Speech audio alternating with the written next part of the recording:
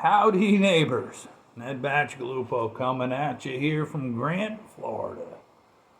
I was a former candidate for town council last year, and now I am trying to get on the ballot to qualify to run for mayor this year in November. This will be the first town hall meeting in a year and a half that I have not attended in person. So I'm making my public comments on Facebook, which they really hate. I wouldn't say that I actually miss the meetings any more than I miss going to the DMV or going to the dentist. I stopped addressing the corrupt town council quite some time ago. I have, however, fought against their corruption at their meetings and workshops, winning argument after argument, time and time again. You see, this town pretty much runs itself if you follow the owner's manual. Sadly, the appointed liberal council uses the Florida Code of Ethics and the town charter as toilet paper. The current wannabe gangsters in power, worst nightmare is what's called a contested election, when citizens get riled up and they run against them. Most of them have never run a political campaign. Most of them have never put their name on a yard sign, talked to the voters, participated in a contested election, which the mayor, Pelosi, calls too expensive. I guess it's also too expensive to answer emails or phone calls because they have a strict policy of never putting anything into writing. What does that tell you about them? Well, let us discuss tonight's town hall agenda the bureaucratic gangsters have cooked up for your confusion and boredom. Item number 1, ordinance number 2026-01. An ordinance to accommodate certified recovery residences, halfway houses for drug addicts in recovery. So the town wants to approve of housing for drug addicts at halfway houses in your neighborhood. Would you want a house full of crackheads and junkies to move in next door to you and your family? Ask yourself that question. They want it. We don't. I certainly hope you don't. Councilman Dan Faden told me once that we have a property in Old Dixie that is zoned for adult entertainment. The town charter states, Article 9, Section E, small family-owned businesses and operated, family-owned and operated businesses.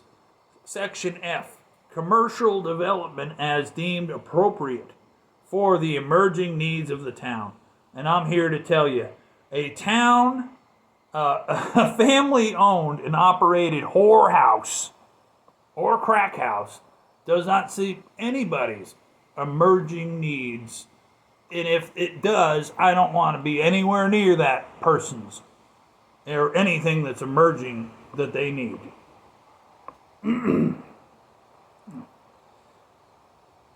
Number 2 on the agenda item list is bureaucratic bull crap. Garbage land development regulations forcing homeowners to jump through more hurdles if they want to build a pool with an enclosure outside of their home. So they're trying to say this is an accessory building and they want to throw the book at you.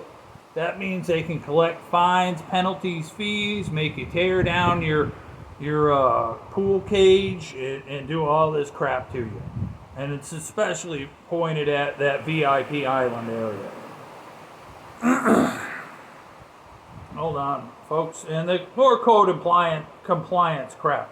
Resolution number 6, collecting code enforcement fees and implementing penalties for late payment of fines. Some really fine tax collectors we got down there at Town Hall. I wonder what their motivation is behind harassing the taxpayers and trying to collect them fees. They couldn't possibly have a motivation that, violates the Florida Code of Ethics, because it definitely does. Resolution number 7 establishes a fee for requests made for the special magistrate. Okay? So I'll break it down for you. Taxpayers who work and cannot attend the mayor's kangaroo court at 9 a.m. on a Wednesday morning on a workday, you have to pay extra money to have a meeting with that magistrate on a different day. Okay? Because the Mayor Pelosi wants to have these on 9 a.m. on a Wednesday morning when you're at work.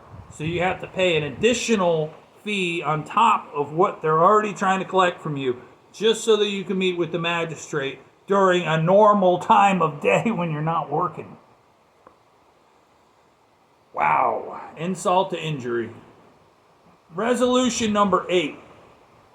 An increase in the budget by $25,000 to build another dirt road and gut this town and put more houses up. Number 4, seal of approval. More dumb rules and nonsense to put up hurdles so that no one can get on that council seat without the risk of being sued or even worse. Number 5, the town administrator's evaluation. Council fills out a scorecard to rate the town administrator's performance of his job ahead of his yearly pay raise. Last year, the town administrator got a 10% pay raise because I guess he had a good scorecard. And I guess he's going to get a 10% raise into perpetuity. He's already making more money than the governor. Seems a little bit off. And he don't have no degree in any of this. These are not elected officials. They are tax gatherers. They are appointed by their friends to the council seats over the years so that no one will ever question their authority or their decisions.